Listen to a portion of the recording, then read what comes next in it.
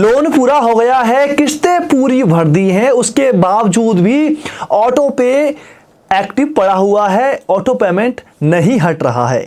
दोस्तों, अगर आपने भी कोई ना कोई एप्लीकेशन से लोन लिया है, बजाज फाइनेंस से फाइनेंस करवाया है, डीएमआई से फाइनेंस करवाया हुआ है, लोन लिया हुआ है, इसके अलावा किसी प्रकार की कोई भी दूसरी फाइनेंस से या लोन से संबंधित सर्विसेज ली हुई थी, लेकिन आपकी फिलहाल में किस्तें पूरी हो चुकी हैं, तो ऐसे में आपने देखा होगा कि भाई साहब जो हमारा ऑटो पेमेंट है वो कैसा हुआ है।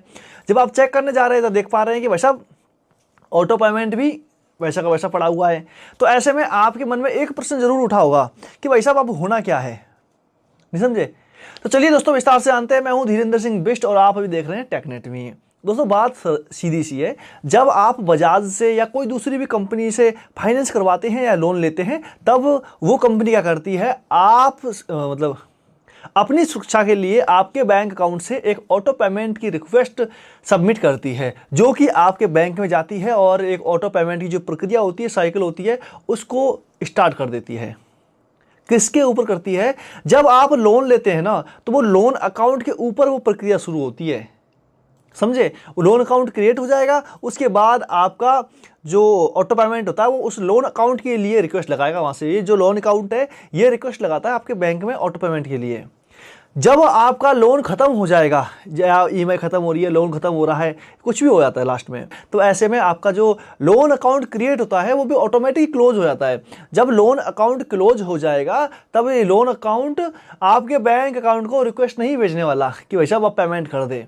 तो ऐसे में अगर आपका भी लोन पूरा हो गया है और ईएमआई पूरी हो चुकी हैं और आपको लगता है कि भाई साहब ये हमारे अकाउंट से पैसे ना काट लें, तो इस बात में ध्यान दीजिएगा, वो आपके बैंक से पैसे नहीं काटने वाला है, समझे?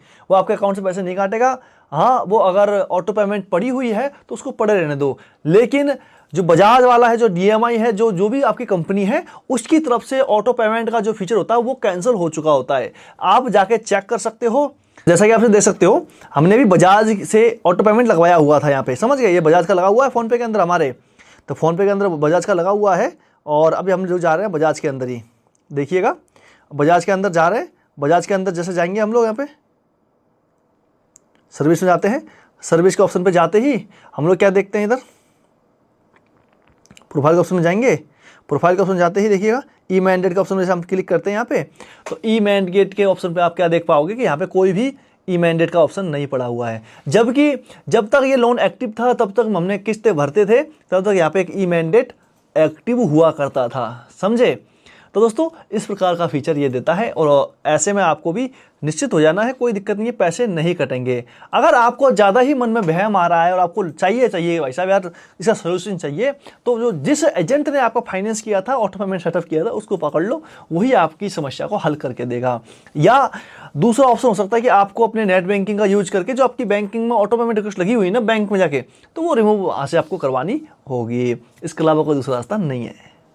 तो दोस्तों, आशा करते हैं कि आपको जानकारी अच्छी लगी होगी और पर्याप्त जानकारी मिल गई होगी कि भाई साहब कोई फर्क नहीं पड़ता, पैसे नहीं कटेंगे।